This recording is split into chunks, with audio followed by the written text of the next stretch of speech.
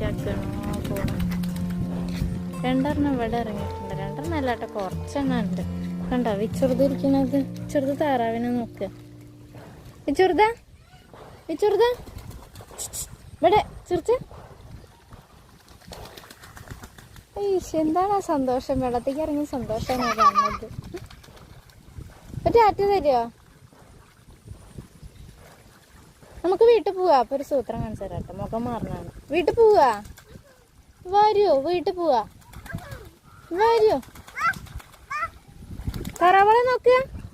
കണ്ടോ നല്ല കുളിയില്ല താറാവ്. വരണം മെയിനാവ്.